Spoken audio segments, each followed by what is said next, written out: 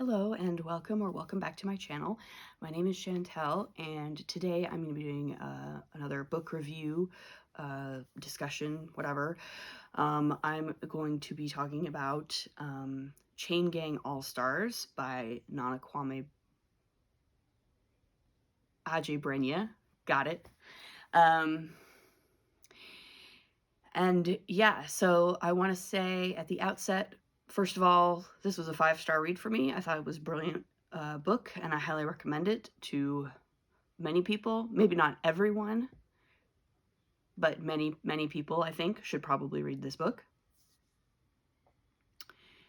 If you're not familiar with the premise of this book, it is a sort of near future dystopia in which in America, the United States has passed a law that states that people convicted of certain crimes, certain violent crimes, particularly like murder and rape, can enroll in what are basically gladiatorial death matches, which are produced basically for entertainment.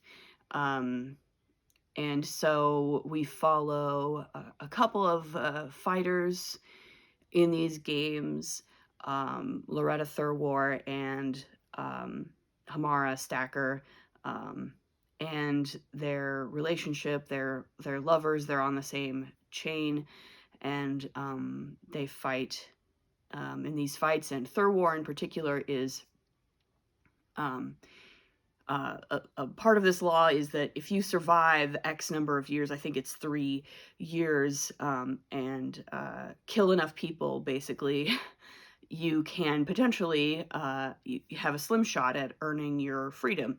And Thurwar is very, very close to the point where she will be freed if she can survive just a couple more fights. And so these are sort of our two main characters, though there are some other POVs throughout the book. We see the POVs of some other people who are in this program, in this gladiatorial program. We also see the POVs of some people who are activists protesting against it.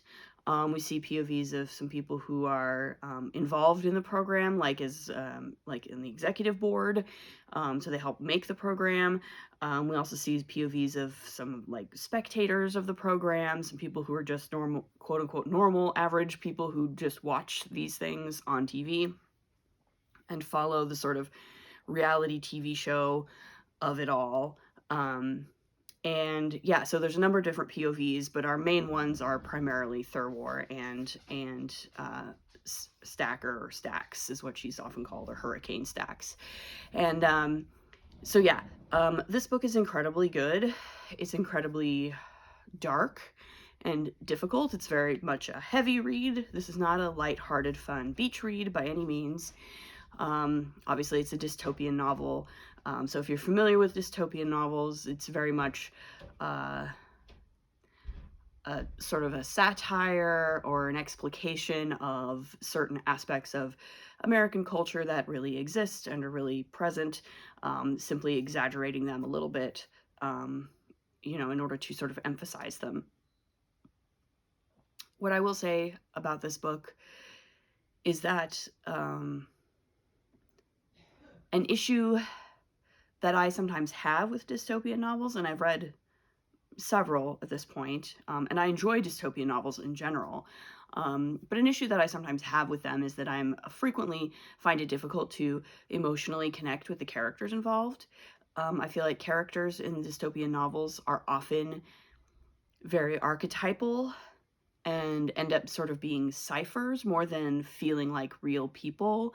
I did not have that problem with this book. It's part of why this became a 5-star read for me, is because most of the characters genuinely feel like real people with real problems, real damage, and I was, in fact, able to get very emotionally invested in most of the characters, and particularly in our two main protagonists, and in their relationship, which, again, is, I think, it's a little bit rare for me to do in a dystopian novel, because dystopian novels are often rather broad in their scope, and they tend to be more focused on the sort of themes and the philosophies and the politics of it all rather than the humanity of it all. But Chain Gang All-Stars, for me at least, really did a good job of combining the two and making all of those things really compelling and finding the humanity in this.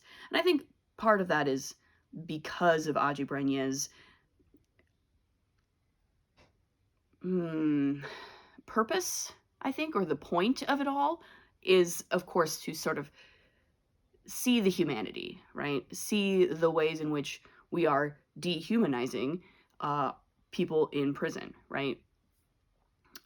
Because, of course, this book really is about the carceral state in America. It's about, the prison industrial complex and the ways in which it interacts with late-stage capitalism, creating lots of problems in an already very broken system, right? So it's through these characters that we see these issues highlighted, right? The systemic racism of our prison system, the general injustice of it all, and the dehumanization, the torture that happens within the prison system that is broadly condoned by American society, because we don't see people convicted of crimes in this country as being fully human, and we think it's okay to treat them that way, even when it destroys our own humanity in the process. As you may have realized by now, I am I would consider myself to be a prison abolitionist, which is a more complicated thing than it implies. But to some extent, I would say this book was preaching to the choir in terms of my perspective on things, because I came to this book basically already knowing how bad it is, and thinking and believing and understanding that, like, I consider myself a prison abolitionist and have for a number of years at this point. So to some extent, this book was preaching to the choir for me. Personally, I think I would be interested in hearing from people who've read this book who do not consider themselves prison abolitionists, or people for whom this book was actually particularly enlightening, because nothing in this book was something that I didn't already know going into it. And there were a lot of things in this book that were very factual. There are actually footnotes in this book, most of which are actual statistics and facts about the prison system, the criminal justice system in this country, and all the ways in which it is broken. Facts about, the percentage of incarceration rates among Black people versus white people in the United States, for instance. As you might imagine, many, many more Black people are in prison and the prison system in this country than white people, and that's always been true. Statistics about percentages of people who are wrongly convicted and who are serving time in the prison system for crimes that they did not commit, of which there may be tens of thousands, possibly even hundreds of thousands of people in our prison system who are actually in prison for crimes that they did not commit. And particularly numbers of people who are executed by the state who are actually innocent, and things like that. So there's lots of facts and statistics in the footnotes of this book that are very relevant and interesting and good to have, and I actually really like that. I love a book with footnotes anyway, regardless. But these footnotes are particularly informative and interesting and very good to know. So yeah, Chain Gang All-Stars, and it is, I feel like it's almost beside the point, but it is important to say that this book is very well written. It's incredibly well written. I listened to it on audio, which, by the way, the audiobook is also very, very good. It has multiple readers. I think it's 4 or 5 separate readers on the audiobook. It's extremely good. I highly recommend the audiobook, but I also will possibly have to purchase this in print form, because I want to reread it at some point, and also, like, there were definitely a number of lines and moments where I was, even as I was listening to the audiobook, I was thinking, boy, I really need a print version of this book so that I can, like, highlight that and be able to, like, quote it and be able to reference it again, because there's some really good lines in this book. It's very literary fiction, so it's extremely well written.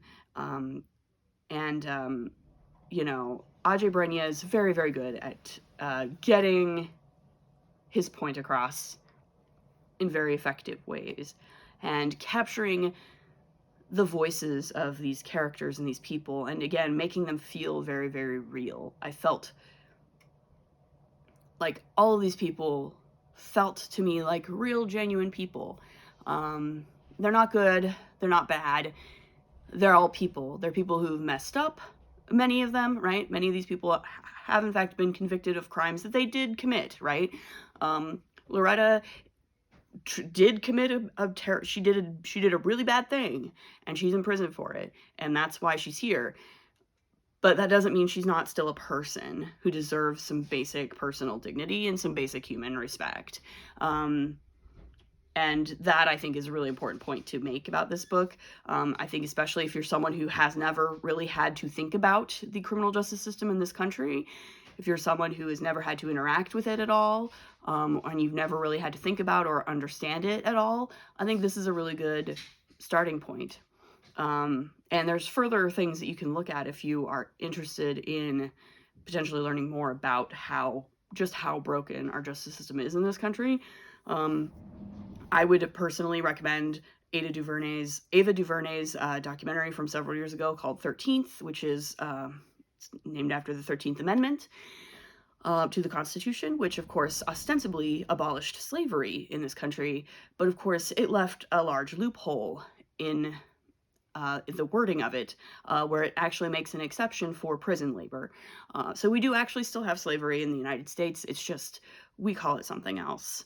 And that's sort of the starting point for this documentary, which explores this primarily like ongoing systemic racism in the criminal justice system and in the prison industrial complex in the United States.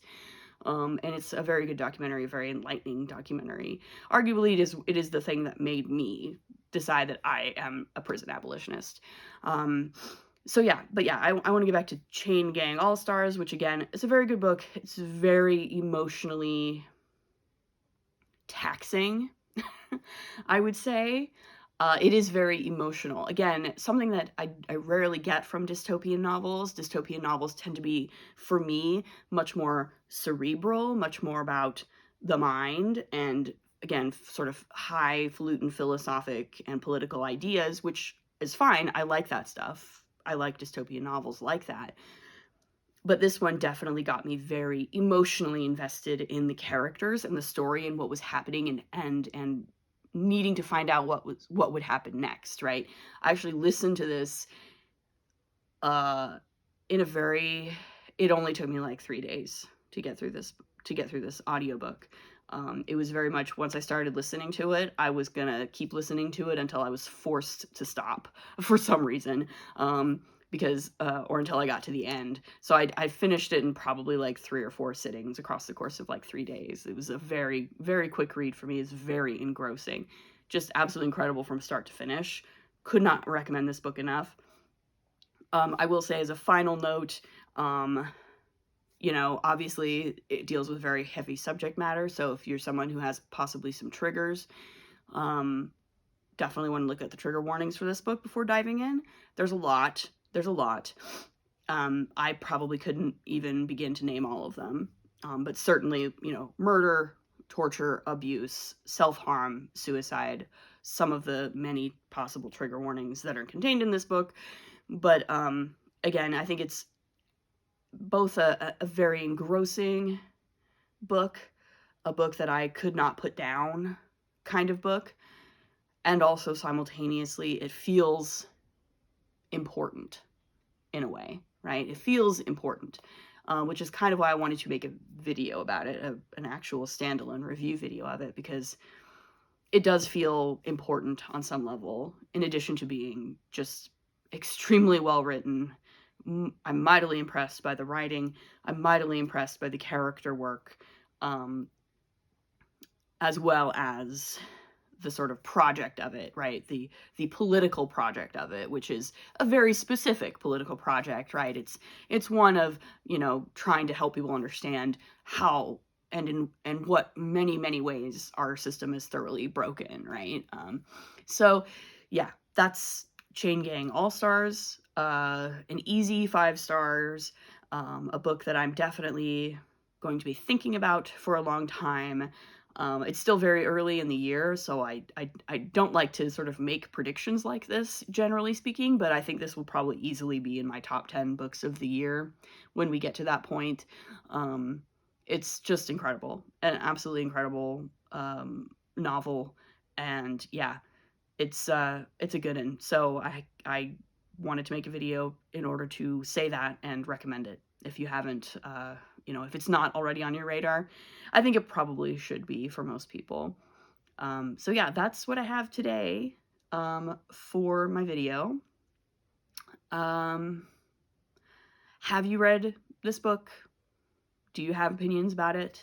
Feel free to argue about it in the comments, I guess, if you have a different opinion from me, or if you also think that it was very good. I'd also love to talk to more people about how good it is.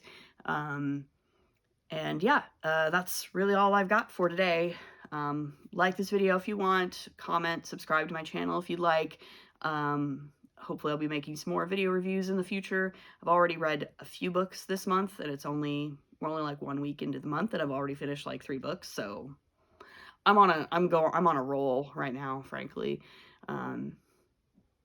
So yeah, we'll see you in the next one. Bye.